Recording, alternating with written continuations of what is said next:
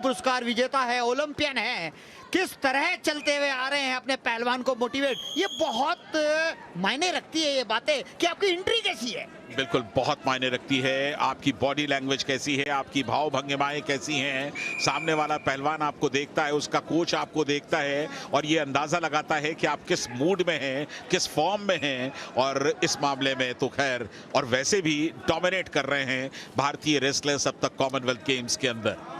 पहला मिनट चलता हुआ दीपक पूनिया और कनाडा के मूर के बीच मुकाबला।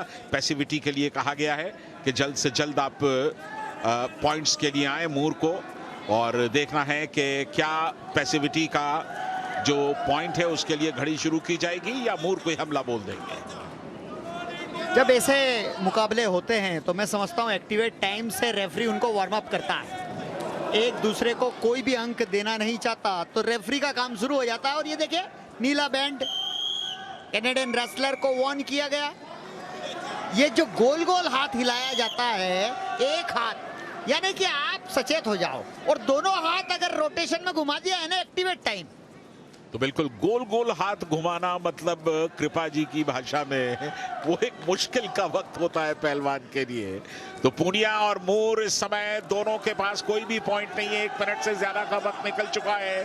दीपक पूनिया का जहां तक सवाल है, सिल्वर उन्होंने जीता है वर्ल्ड रेसलिंग चैंपियनशिप में 2019 में, और इसके साथ ही पैसिविटी दे दी गई है। घड़ी देखिए उनके स्कोर के सामने, उनके नाम के सामने शुरू हो गई है, उल्टी गिनती चलेगी 30 से 0 तक, और जैसे ही ये गिनती पूरी होगी पूनिया के स्कोर में 1 का पॉइंट जुड़ जाएगा। हाँ, पर इससे किसी की सेहत पर कोई असर नहीं पड़ रहा है, दोनों ही अव्वल दर्जे के अच्छे पहलवान हैं। 1 अंक पर बढ़त जरूर नए जो पहलवान होते हैं उनको मानसिक परेशानी हो सकती है, लेकिन इस स्तर पर 1 अंक कोई बड़ा मायने नहीं रखता। बिल्कुल मायने नहीं रखता, क्योंकि एक दांव में आप 5 अंक ला सकते हैं। एलेक्स मूर 24 वर्षीय पहलवान दूसरी बार कॉमनवेल्थ गेम्स में शामिल हुए हैं। इससे पहले 2019 सीनियर पैन एम चैंपियनशिप में उन्होंने ब्रॉन्ज मेडल जीता है, और कनाडा में एक बेहतरीन उभरते हुए पहलवानों में उनका शुमार है। यहां पर पहला पॉइंट जो पैसिविटी का एडवांटेज है वो पूनिया को मिल चुका है, और पूनिया इस समय 1-0 से आगे। मूर को दांव बनाना होगा, यहां दांव टंगड़ी फंसाने की कोशिश थी। एक बार अगर टंगड़ी सही तरीके से फंस गई तो फिर पहलवान असंतुलित हो सकता है।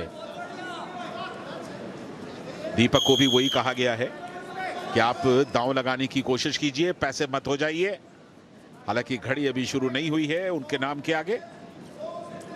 बिल्कुल, दीपक को एक वार्निंग दे चुके हैं, और एक ही राउंड में 2 एक्टिवेट समय नहीं दिया जा सकता है। तो अगले दौर में जरूर दीपक अगर स्कोर नहीं करते हैं तो जरूर उनको, लेकिन झटपटाहट दिखी यहाँ पर, और मैं समझता हूँ अगले जो 3 मिनट है उसमें दीपक को एक्टिवेट टाइम में डाला जाएगा, क्योंकि दोनों को बराबर ही तोला जाएगा। बिल्कुल उसी की संभावना है। पहला दौर तो समाप्त हो चुका है, तो दीपक को तैयार रहना चाहिए एक्टिवेशन टाइम के लिए दूसरे दौर में, बशर्ते कि वो दूसरे दौर की शुरुआत से ही कुछ पॉइंट्स न ले आए। यस, या तो एक्टिवेट टाइम का वेट करे या 2 अंक पहले ही बटोर ले। बिल्कुल, और अगर वो 2 अंक बटोर लेते हैं, थोड़ा सा टफ मुकाबला साबित होता हुआ। कनाडा के मूर अच्छी चुनौती दे रहे हैं दीपक पूनिया को, लेकिन अभी सिर्फ 1 राउंड पूरा हुआ है। जहां तक मूर का सवाल है, 2018 कॉमनवेल्थ गेम्स में भी इन्होंने कनाडा